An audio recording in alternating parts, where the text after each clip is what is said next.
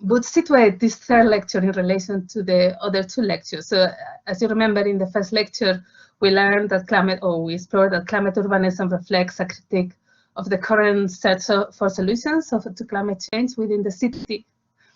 And we explored that so far climate urbanism has particularly focused on understanding how it is intertwined with the production of urban inequality. And for me, a key insight is that climate urbanism has moved the focus to infrastructure as the locus of intervention in urban environments.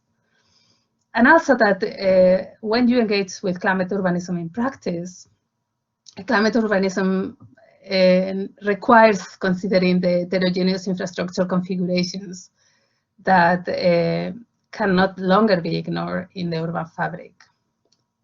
And then in the second lecture, we have this wonderful tour de force around all these new technologies, new forms of innovation, whose objective is invariably to increase the degree of control over the uncontrollable, over the weather in urban environments, and these practices of thermal control that Simon talked with us about. So what I wanted in this lecture was something different, something about exploring ideas from another field and see what will happen when we put them in conversation with climate urbanism.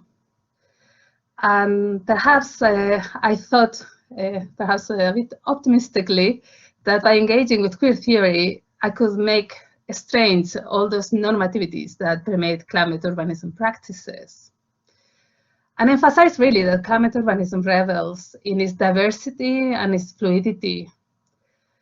But it also requires to accept that the potentialities of climate urbanism may never be achieved, and that if we try to address the climate at any price, often that goes hand in hand with the great further inequality and vulnerability.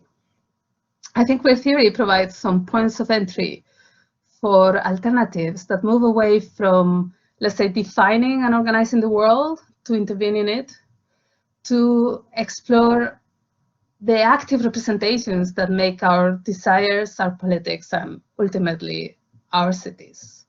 So I hope I can convince you of that. It's a tall order, I think, considering who I am. I thought that perhaps you would be a bit more sympathetic to me if I could tell you a little bit of why I started to engage with queer theory, and perhaps there are so many accidental encounters that shape our thoughts and our academic careers, right? But I think obviously I always have this preoccupation with not engaging too much with established ways of doing things, and I run away from any kind of established dogmas. So anything that says we are not the dogma always attracts me a little bit. But I think in the context of climate change in cities, and particularly with the experience of the pandemic and all this talk about return to normality, and what are we supposed to do? Are we supposed to be the same in a world that clearly is not supporting us as subjects, but also it doesn't support our relationships with the ecologies that surround us? So it was thinking about that. Sorry, so sometimes I hear like bing, bing. It interrupts my train of thoughts. So maybe let's say 5 years ago, 6 years ago, I was very much thinking about these ideas of governmentality and how they had become central to understand climate governance. Many of you will know that this is because of the influence of Harriet Buckley on my work after we worked together. And clearly, these governmentalities the governmentality theory has been very important to understand all the mechanisms of carbon control, personal footprinting, and other governance devices that have become very normal in climate change. So what I thought is, what happens when we shift? So if we have different forms of rationality that govern our strategies, our forms of making knowledge, and our bodies and our individuals, can we shift that? And then is when I started to write about messiness and what is, how, can we engage with mess as a point of access to deliver change and to shift those interactions between strategy, knowledges, and bodies. So I thought of messiness as a means to contest the illusions of structure and control that permeate climate policy. But I did find a barrier to something that in a way was obvious to me, that perhaps embracing messiness as the way we live through was a positive strategy, was never perceived or rarely perceived as something positive. So I felt that I needed to develop a vocabulary. And it was maybe around the time that I bumped into the Queer Art of Failure from Jack Halberstam. And that provoked in me this idea that perhaps there were this kind of vocabularies were already being developed in cultural theory and in engagements with arts and the humanities, which up to that point I was completely ignorant of. I'm still quite ignorant, but then I was even more. Oh, maybe we become even more ignorant the more we read. At the same time, around the same time, I wrote this essay on messiness. I was finishing my book on urban energy landscapes, and in which I invested so much emotional energy at the time. And the central theme of the book was infrastructure heterogeneity. And then it situated climate action through explorations of the notion of agency. So if a fragmented infrastructure landscape is the norm when we try to deliver any kind of climate action, which in this case I was focusing on energy, but similar ideas would apply to think about resilience. Then there will be like manifold ways in which people can shift their infrastructure, the infrastructure they live with. And to try to explore this, I found very useful the notion of intra-agency of Karen Barat, and this idea that agency occurs in between. So it's not something that is held by any single kind of human or any kind of object, but it's something that occurs in the between spaces, in the forms of interaction that relate those different kind of nodes. So it's the connection between the nodes that create the possibility for action. So when we look at these energy landscapes like this, intra-agency recast almost every urban dweller, no matter how dispossessed, as participating in the shape of their own urban landscapes. And to illustrate this in the book, apart from the case studies that maybe is of the work that I've presented before, but in the book I particularly focus on a literary example. It was perhaps the first time that I tried to do this very consciously. And I look at Elena Ferrante Naples trilogy, which, if you have not read it, is a very kind of sensual story of these two women who grew up together, and it's really all their lives. But perhaps one from childhood to their elderly years, and obviously a lot of events happen, but perhaps a moment in which their lives change a lot is when they move from the teenage years to the early adulthood, and one of them marries, and then they start to, because they are growing up in the 1940s and 1950s in Naples, their neighborhood is changing, and they are changing together with the infrastructure that surrounds them. And Elena Ferrante has a way of writing which is, as I say, very sensual, and explains how these young women's engagement with infrastructure becomes central to the construction of high modernity in Naples' marginal neighborhoods. So in a way, what I argued with this example is that Lenu and Lina, which are the protagonists of the book, are making their neighborhood by engaging with those new infrastructures, put them to use, integrating them in their life, and also creating a system of desire that extends through the city. So in thinking of this intra-agency and Karen Barat's ideas, there's a running theme through the book. what I would call the queerness of infrastructures, the queer materialities, and the queer ways in which they are inserted and solidified into everyday life. And of course, very strongly influenced by this Barat's idea that matter desires, that desire is also something that belongs to matter. And I felt that was particularly compelling. So it was really those two kind of areas of thought that made me think, look, there's all this field which I haven't had the access to, and perhaps I can learn from it. So I think there are at least two areas of the whole body of queer theory that is enormous, and that I think we can learn a lot to think some of the ideas that underpin climate urbanism. I hope you recognize these lovely icons, which are, of course, icons from paintings from Salvador Dali. So, so the two areas, first, desire.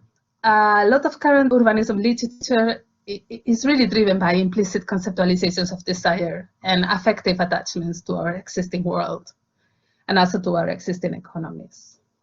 The desire, however, remains unexamined, or is maybe examined in very superficial ways. And the second area that I think is quite interesting is time.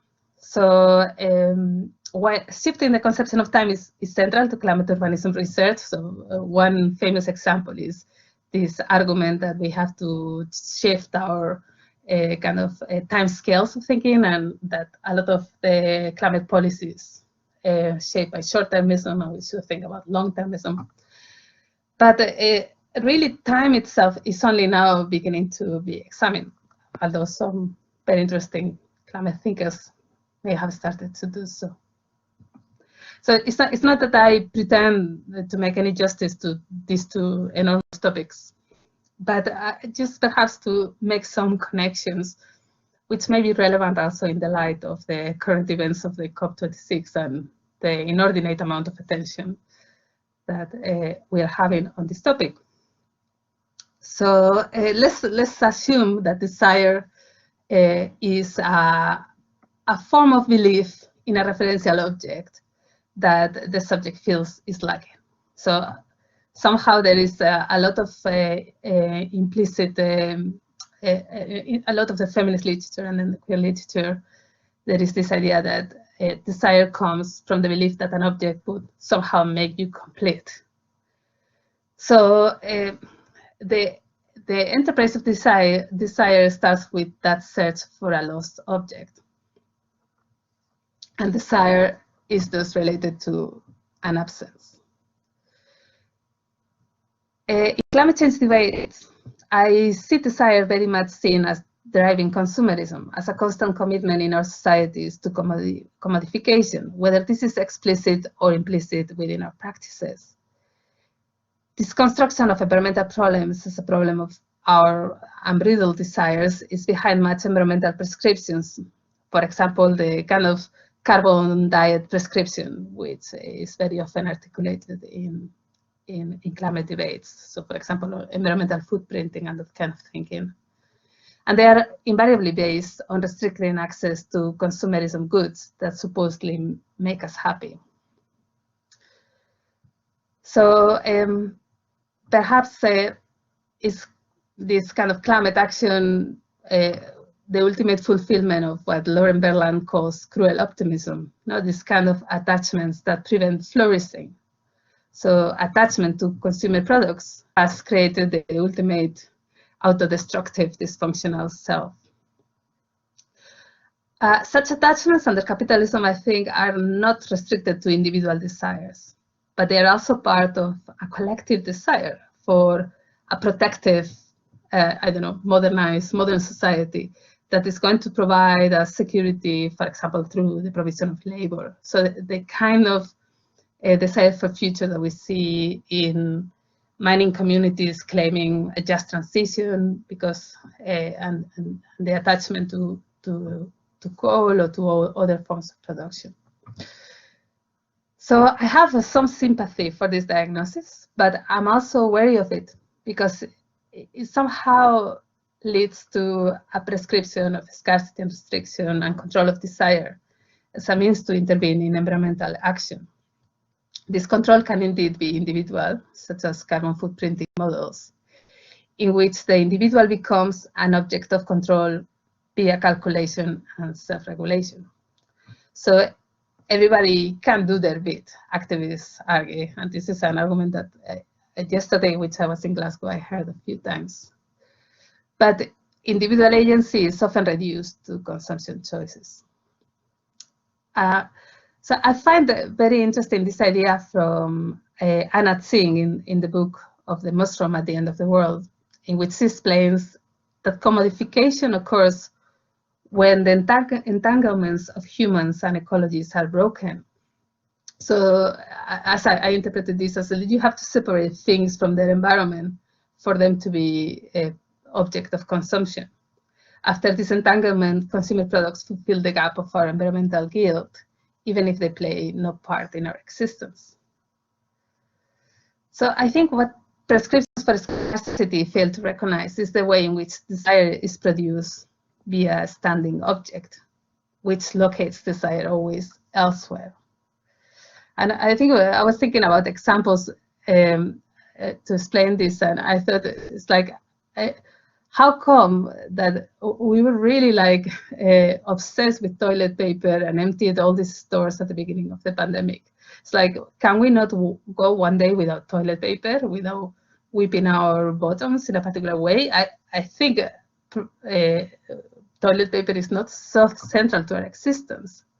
So what was the object of that desire that we have during those panic buyings? I think that the toilet paper stood there for the need to do something in response to the crisis. So it's not that we wanted toilet paper. We wanted to feel that we were doing enough to protect ourselves, to protect our loved ones. So I wonder if the question is not how to restrict our desire for consumerism, but how to recover our sense of individual and collective agency in a world that seems to go ahead without ourselves. So going back to Anna Tsing and this idea of entanglement, the challenge is the breakdown of the entanglements that would provide perhaps a sense of, if not a sense of security, a sense of place that we can live through. And I think such breakdown is manifest in the sense of lack of neighborly support and isolation. And perhaps the toilet roll stands for the rupture of those social connections. So producing a commodity requires not only separating that community from the landscapes that produce, but also disentangle individuals from the social support networks and to create the effects that generate that unbridled desire. So I was thinking about these things, and then I came across this other work by Jane Seymour's called Badenvironmentalism, in which she points, among other things, that shame has become a central effect in contemporary environmentalism. Seymour questions that there is a right way to perform environmentalism, a way that shows virtuous acts of self-control, such as veganism or changing our traveling patterns. So, in fact, those acts of self-control become like a show window for the good citizen, crystallizing in middle-class affluent performances that ultimately cast the working classes, or in geopolitics, the poorer countries, as those individuals who are less capable of environmental action. This approach, of course, distracts our attention from communal acts of environmentalism, or from environmentalism as a matter of necessity, the kind of work that we've seen on scholarship on political ecology and environmental justice over the last 3 decades. And really that reduces the environmentalism to a problem of shame, which creates new lacks in our personalities and behaviors. And we come again to that contradiction that we cannot consume our way out of the environmental crisis. But is there a true alternative in communal environmental justice narratives of environmental action? in the kind of work that has dominated my own thinking during the last 2 decades. I really enjoy the Seymour's analysis, because what she, among the many examples that she talks about, she thinks about how it's a form of Transenvironmentalism which she locates on working class communities, and whose effects relates to vulgarity and shameless. And one of the unforgettable examples that she puts is Homer Simpson from The Simpsons saving Springfield from ecological catastrophe. So when I was reading this, for me, it was impossible not to read this through the prism of my own family experiences in the north of Spain, whose our own village, maybe not so working class, but more peasant trashiness, was exposed during Franco's times, during the dictatorship, by the army of engineers and territorial planners who constructed our communities as non-modern and emptied our territory. And after the immigration, in the end, the kind of economical relations that my family has been able to build have led to me and my brother having to abandon our territory.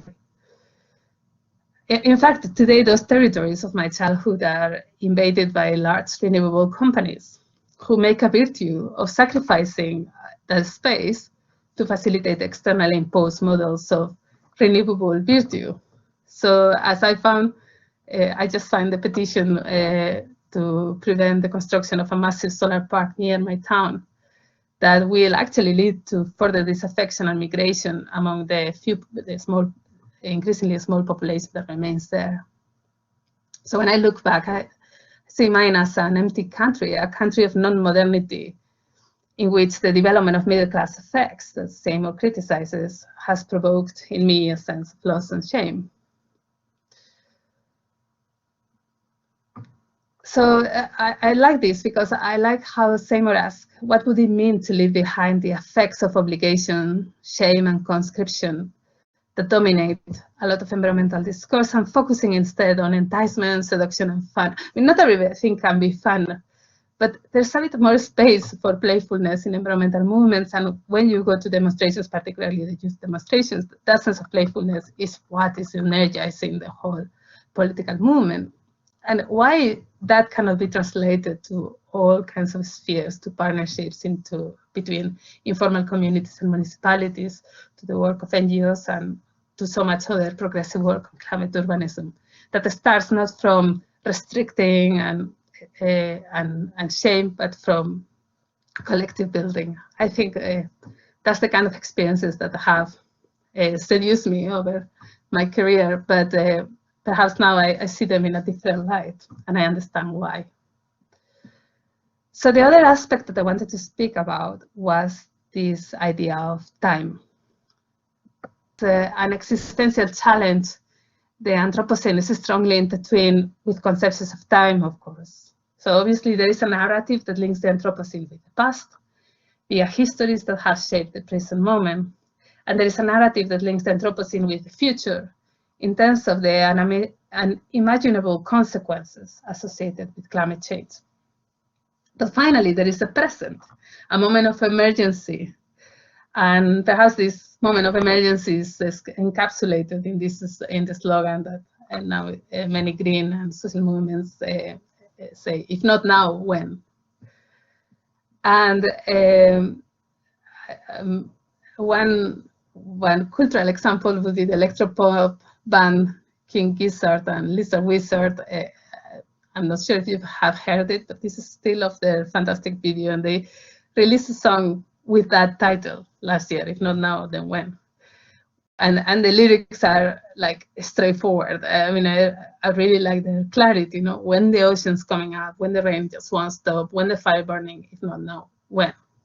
So the lyrics do sum up very kind of obviously, very obvious, in a very obvious way, a certain mood of urgency of acting now.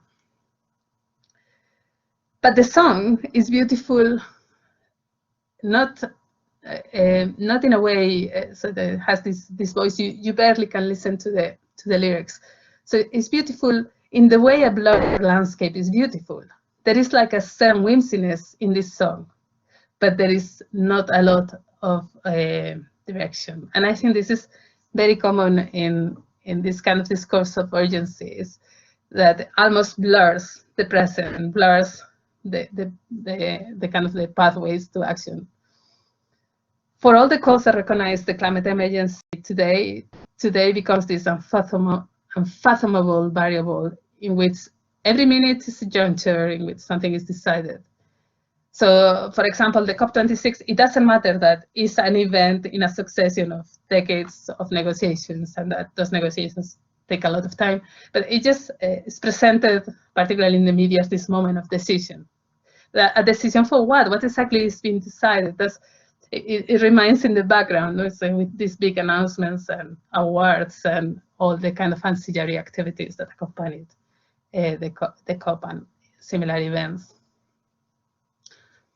And in this kind of soup of actions and discourses, climate deniers have now moved to a defeatist narrative that basically, I say it goes like this.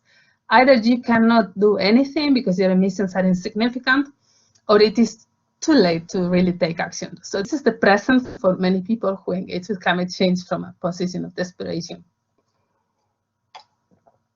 So in that sense, these awful arguments take to its ultimate consequence this misplaced emphasis on consumer environmentalism at the expense of citizen actions in social movements, or at the expense of the development of new practices to redefine, to challenge carbon normalities, or perhaps exploring the potential of mundane innovations to create new practices of care for humans and the environment.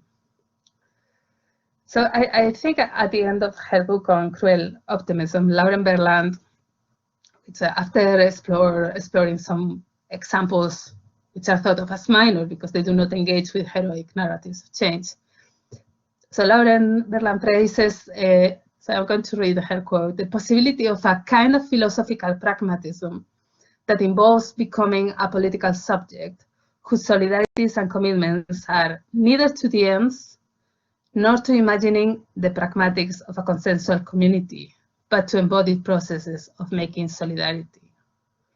So it's not about having this ultimate end of what climate action means. It's not about creating this like collective consensual community in which everybody agree, but to commit to a process of making solidarity.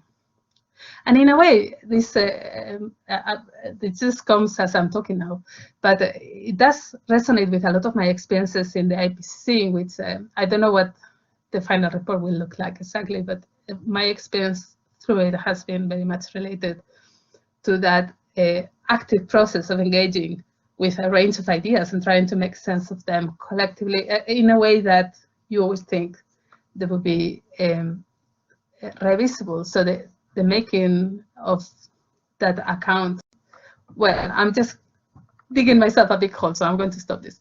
But I'll come back to my narrative. This kind of embodied process of making solidarity, I find it lacking from climate politics.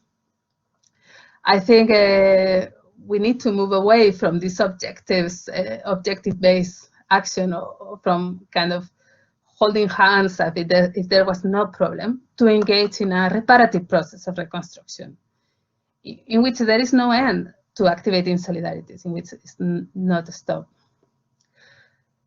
So politics is then located in the present activities that we are engaging with, in an aesthetic and affective position beyond the ordinary normal.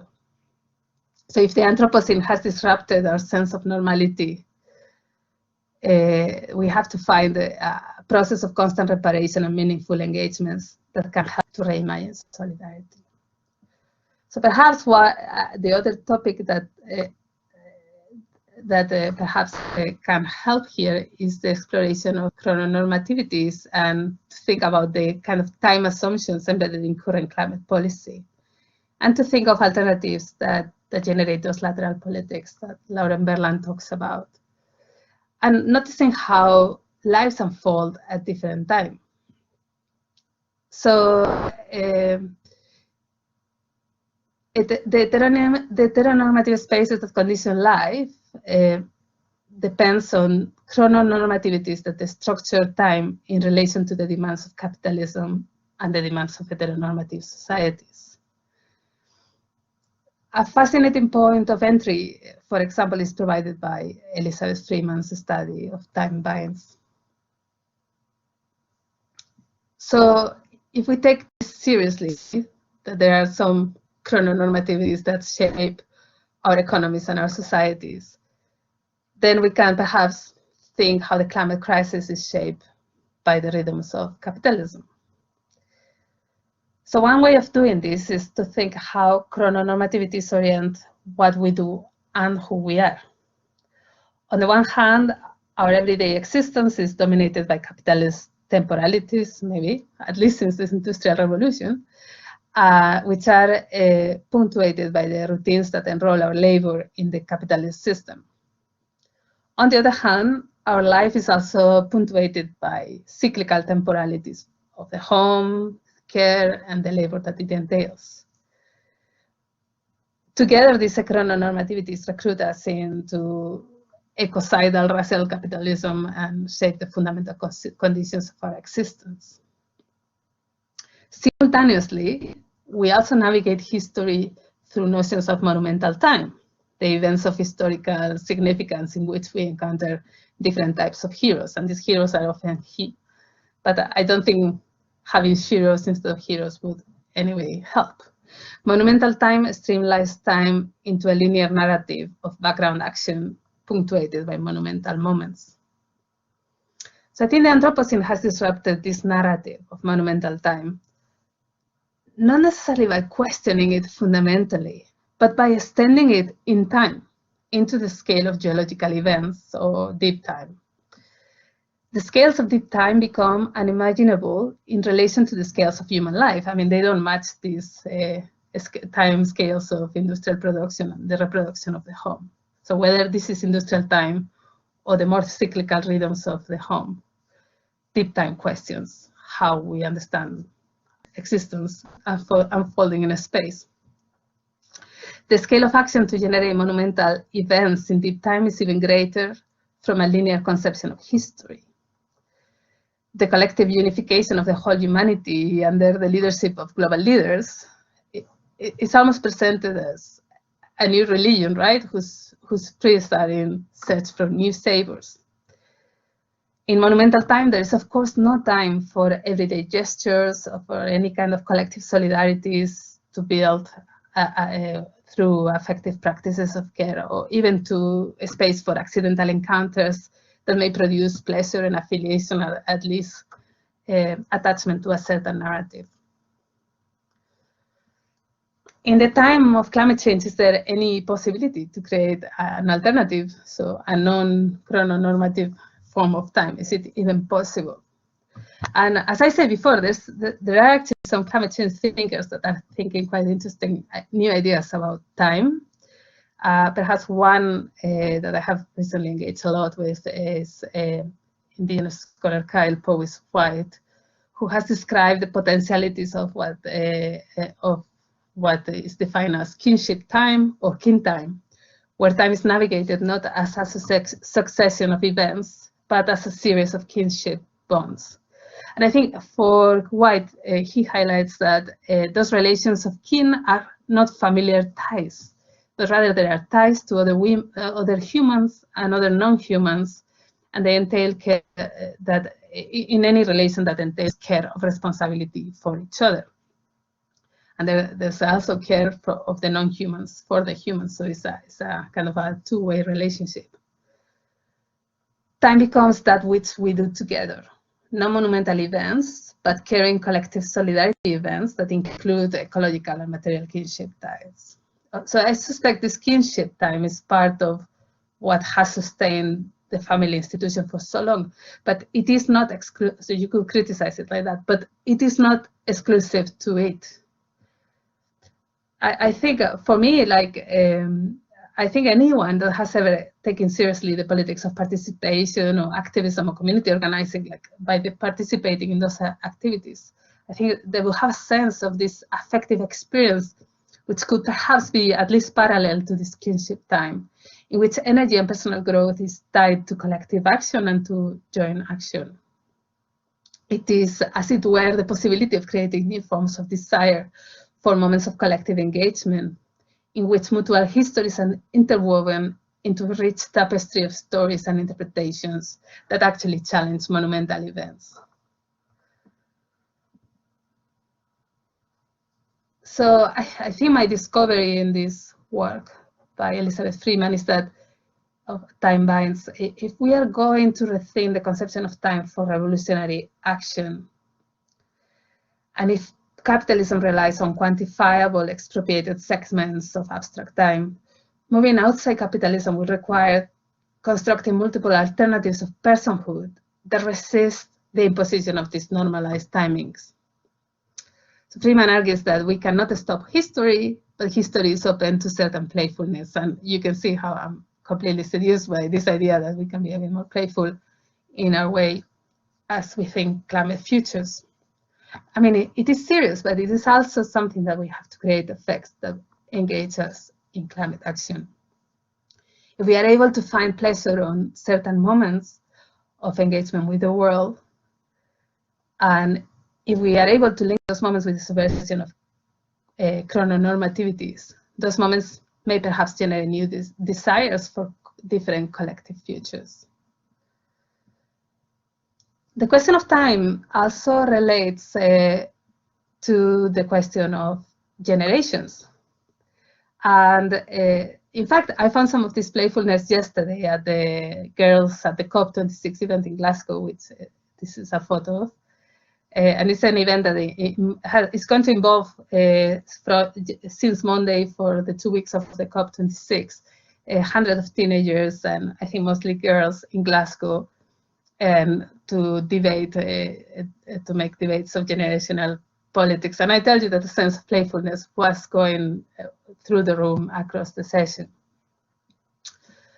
So this is perhaps an example, but I think that thinking about generations is really important in the critical examination of chrononormativities and thinking about the politics of social change over time.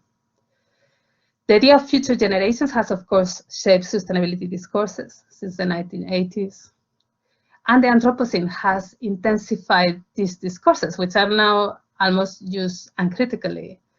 And perhaps this idea that it situates us, like the current humanity, as future ancestors and playing a role in saving the planet for future generations.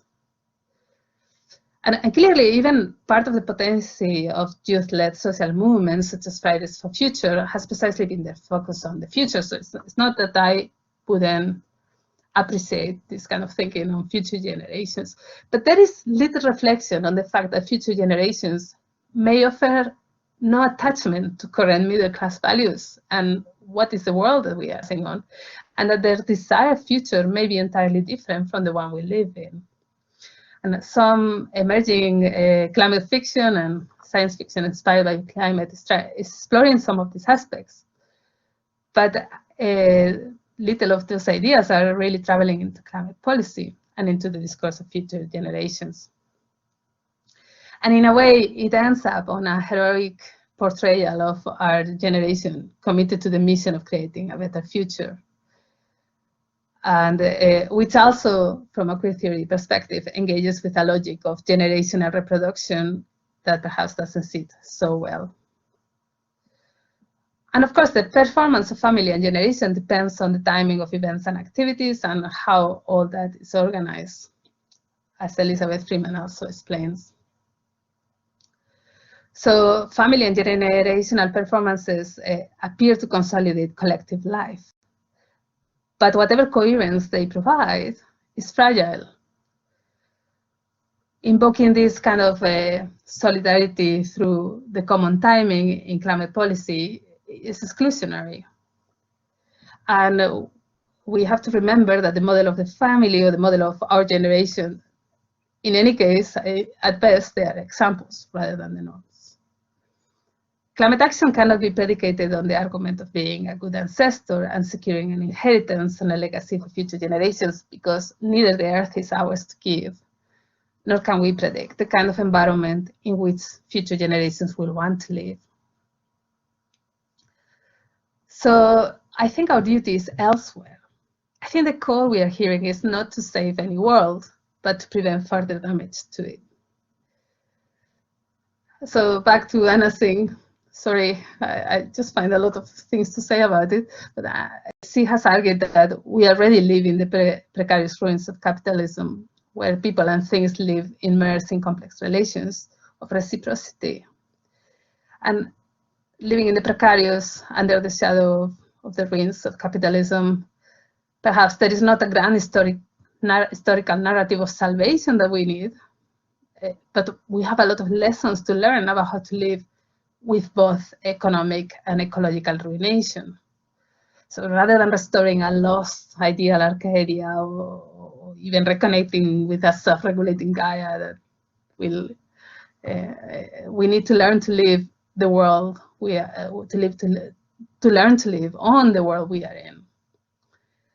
As we recognize the ground we live in as unstable, we should not double down on our illusions of control and extend them also to nature and to other non-human beings.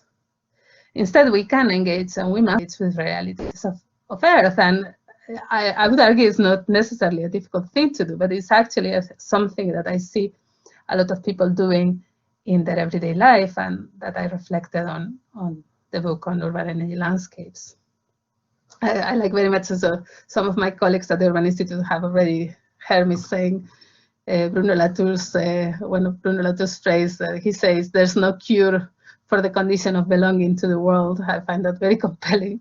There's no cure. Instead, there's just the possibility of living through multiple times while recognizing our role in making the landscapes we live in.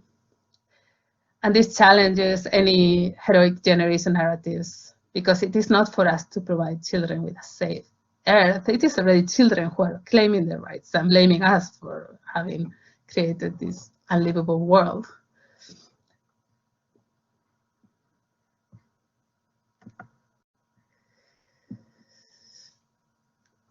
So one of the issues of all this thought, I mean, I find it all very compelling and interesting, but I must admit that a lot of this thinking resists practical application, and that if you are asked, like I've been asked a few times, like, okay, but what does it mean in practice?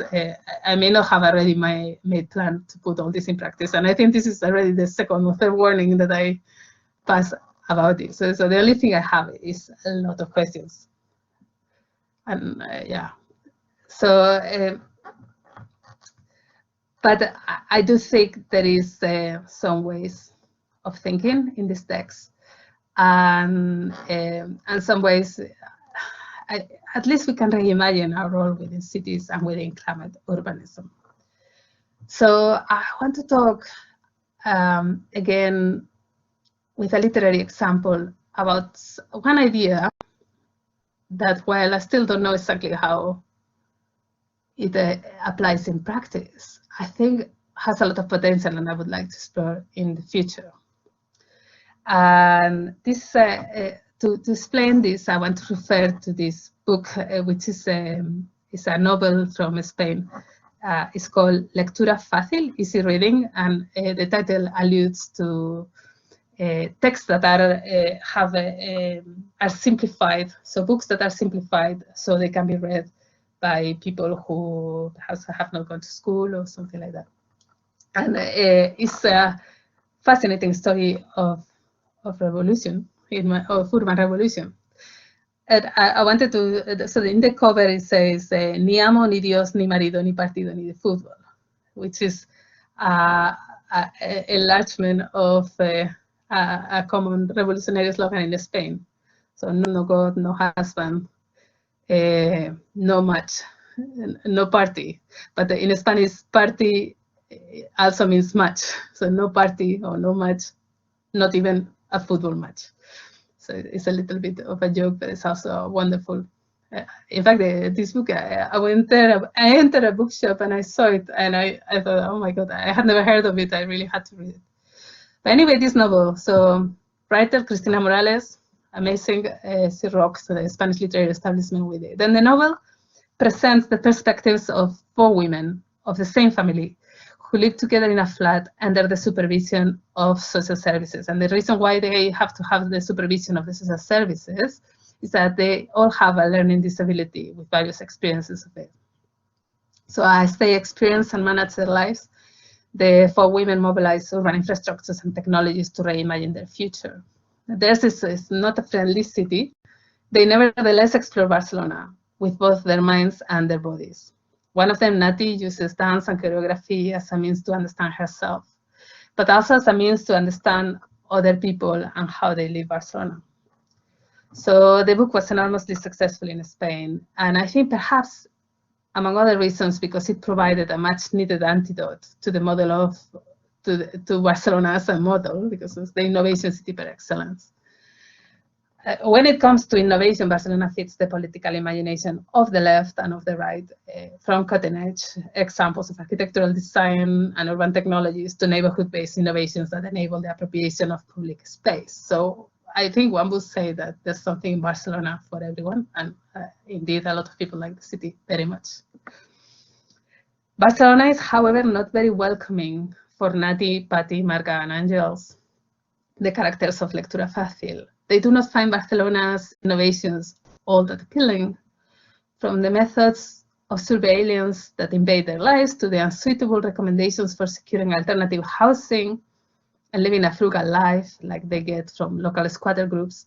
They find it impossible to see their needs recognized by a city that always caters to someone else. By engaging with their thoughts and experiences, the writer Cristina Morales makes the reader see the city in an entirely different light. Barcelona is no longer an assemblage of enabling innovations, but rather it is a disabling monster that raises obstacles to the independent life of these women. The 4 women find themselves disrupting the status quo, especially Nati, who uses dance and choreography to reimagine the city. So are dance and choreography the means to create urban innovation? Well, one could argue that they always have. According to Ellie Cosgrove, who is the director of urban innovation at University College London, dance has always played a key role in making the city, from tango dancers in Buenos Aires to hip-hop block parties in the Bronx. So Dr. Ellie Cosgrove is now looking into how dance can change urban engineering.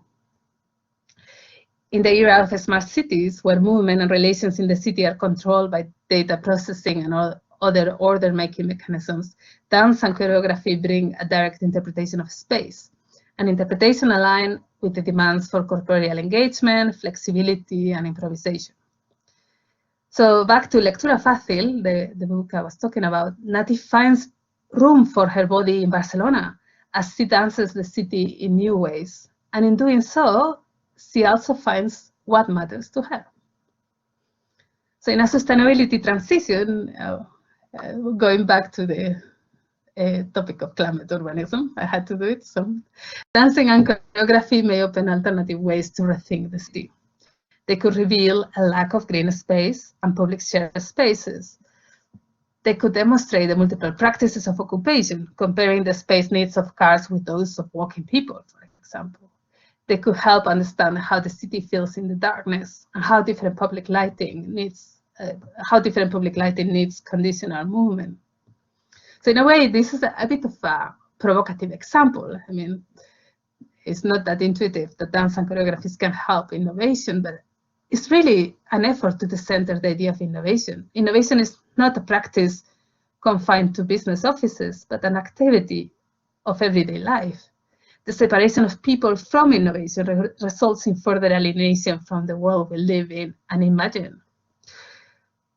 Putting the focus on dance and choreography as a means for innovation redefines innovation as a life practice. So, as I say, this was my presentation was going to be a bit long. I'm only halfway through it, but don't worry, I'm just going to give you the 3 insights on innovation, and I will conclude. And I will just give you like an indication of what I was planning to talk about next, and you can contact me if you are interested. Anyway, let me say what I think are those 3 critical insights that we can take from this example of dancing and choreography as a means for innovation. So first, choreography works as a method of innovation because it relates the body to the built environment and urban nature. Innovation that does not work across social and material domains is unlikely to transform society, and no matter at the scale that you get it. So the low carbon transition demands that we ask ourselves what is needed, but we cannot ask this question without looking at our well-being, our mind, bodies, our movement, our nourishment. So take, for example, the practices of cooking, taken for granted always, but actually embedded in a series of assumptions about the public and the private, what is desirable, what is non-desirable, assumptions about the division of social roles, who's to do the cooking, who's to eat. And most importantly, I think very important from a Spanish perspective, the distinction of taste. So how the food tastes perhaps determines everything. That's not maybe only in Spain. I have found that in other countries as well. So all these embedded assumptions condition not only environmental consumption, but also any opportunities to challenge those practices and to develop innovations. So innovations are then directed towards maintaining practice rather than rethinking those relations. Choreographers situate the body in a space and use the relational perspective to imagine a possible movement, repetitive patterns related to answer to the set where the dance takes place. For that reason, I define urban energy landscapes as composed of, yes, of course, governance, yes, of course, flows of energy, flows of resources, but also choreographies of energy use, whereby bodies are situated in a space and perform different dances that relate to energy. Working, producing, trading, cooking, studying, relaxing, all those practices become a dance through the everyday places where we live, work, and play. Focusing on the choreographies of those practices is a means to engage with how those spaces, those elements of the built environment, fit the body and the possibility of dance with our landscape. This is not a call to map how people move around the kitchen. There's a very funny movie about it, Kitchen Stories. You can watch it if you haven't. It's really good. But so no, not necessarily. I'm not talking that micro. Don't think about machine learning for understanding the choreographies of the cities. I don't think that would work. No, I think it's an inspiration, the recognition of the experience of body movement as constitutive of life practices. So at these junctures, when we encounter the body and the city, there is a possibility for innovation. Second, the experiences, so back to the book in Lectura Fácil, the experiences in the book also point towards the dynamics of inclusion and exclusion of urban innovation. It wouldn't be me if I was not noticing that. So Nati, the dancer of the book, uses choreography, especially her own choreography, because she makes a point of it, as a means to reassert her right to social life and to social space. So her needs are normally excluded from the urban environment because it does not conform to the generalized patterns of action. She's not, let's say, a smart city user, right?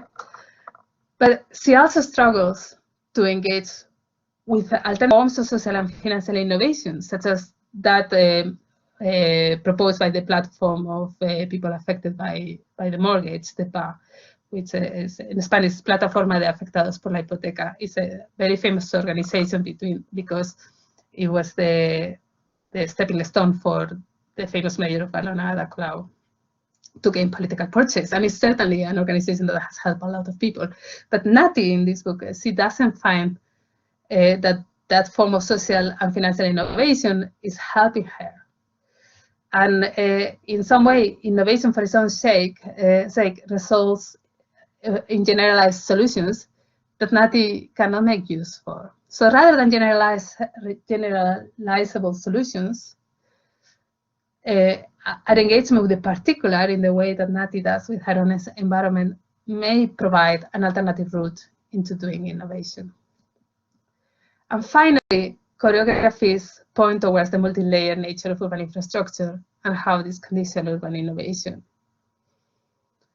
So this requires, of course, rethinking the question of innovation and urban infrastructure radically and go perhaps towards reconsidering some of those material desires that we started this story about. So I think there's a lot of room to rethink the conception of innovation for climate urbanism, and perhaps this is where I'm finding some inspiration And so I don't have time to go to my later part of the later part of the lecture.